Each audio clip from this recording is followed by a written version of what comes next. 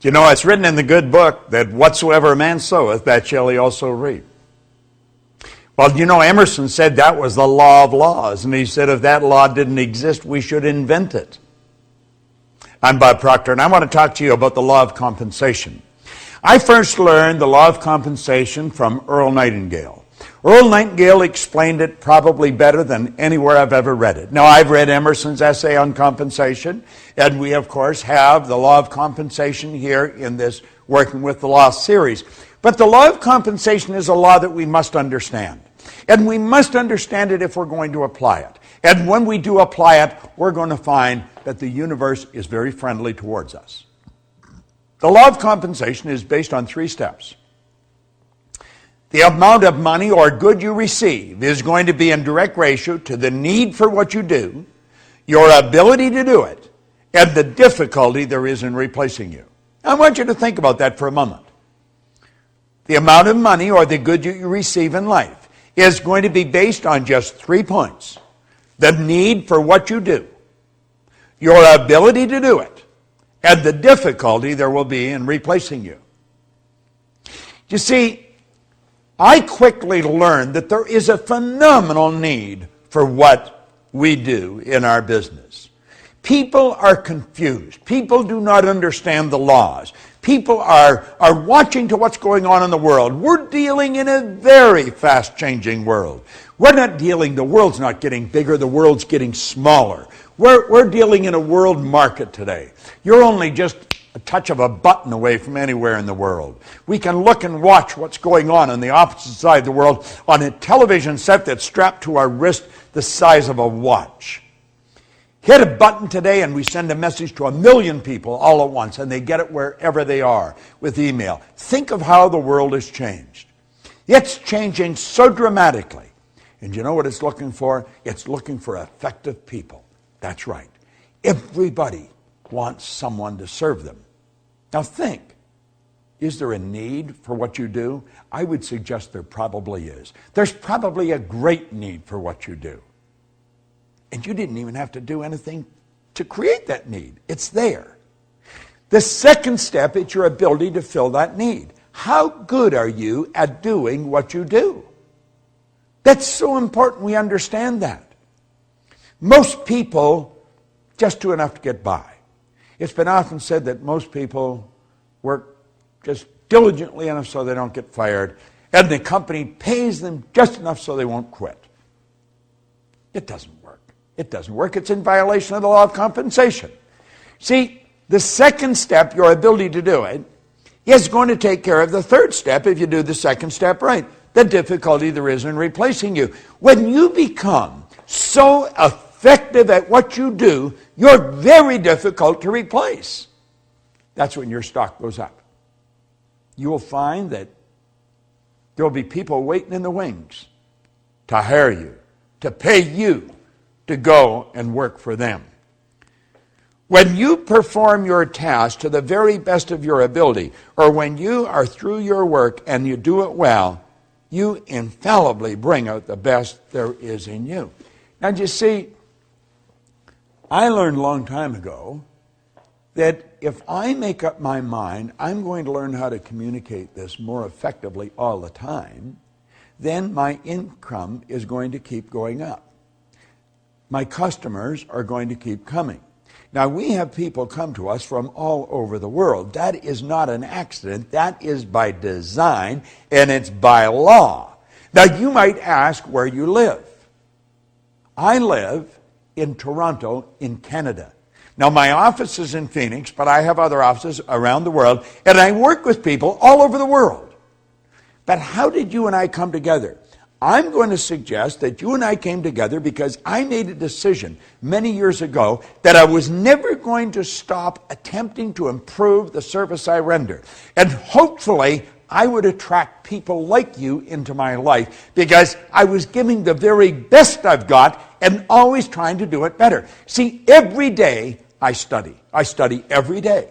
Now, I've been doing this since 1961. Prior to 1961, I never studied. Never did anything. I just tried to get by. And of course, I didn't do very well. I was earning just a little bit of money, and I was in debt over my head. And I had a difficult time finding work.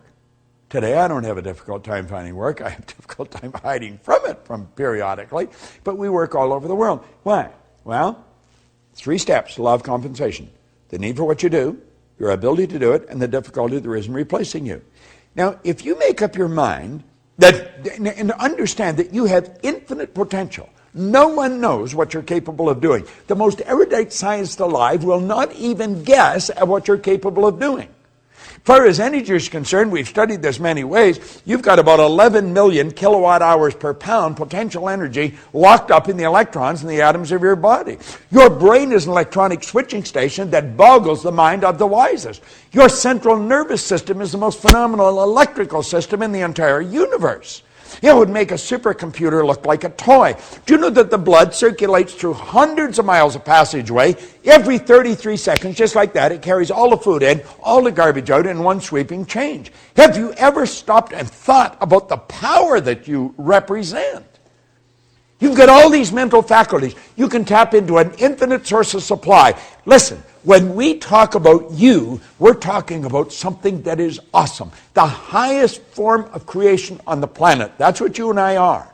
Now, are we using it? Well, for many years I didn't. My whole idea was just get by. But then I started to study this material, and it started to make sense. And I thought, I'm going to change. I'm going to change how I'm living. And I got into Earl Nightingale's material. Now, I got into Napoleon Hill first, then into Earl Nightingale's. And I began to study it. And I got into this law of compensation. Then I read Emerson's essay on compensation. Then I got into Raymond Hollywell's material on compensation. It's all telling us the same thing. It's up to you. It's up to you. The universe will give you whatever you ask for. But you ask in the form of providing service. You see, you get back exactly what you put out. You put a lot out, you get a lot back. We are raised with the misconception that you go to work to earn money. You don't go to work to earn money. Working is the very worst way to earn money. We have a company called the Chairman's Club. And the Chairman's Club is designed for one thing, to show people how to earn money. You just go to the Life Success or lschairmansclub.com, lifesuccesschairmansclub.com, and look it up. That's the sole purpose of it. And in that club, we show people how to earn money, how to set up multiple sources of income. But the whole thing is based on providing service. You've got to provide service. See, the concept behind the club is that you can earn so much money when you're sleeping, you can do whatever you want when you're awake. Now that sounds bizarre to most people, but most people don't understand the law of compensation. We're raised with the idea you go to work to earn money. You don't go to work to earn money. You go to work to gain satisfaction. You should spend your days doing what you absolutely love to do. But compensation, think about it. Our compensation comes to us by law. It's based on 3 factors: the need for what you do, your ability to do it, and the difficulty there can be in replacing it. Now, I know you may have doubts. You may think, well, if I do more, I'm not necessarily going to get more. Well, you may not get it from where you're working. It may not come from there. It may come from somewhere else. You say, but the company makes up their mind how much I'm going to earn. No, they don't. You don't get your pay from the company. You get your pay through the company. Your pay comes from an infinite source of supply. You see, we've got a lot of these ideas wrong. And look at, if you become bigger than your present position, by law, you must move ahead. That is an absolute law. That's the basic law of the universe.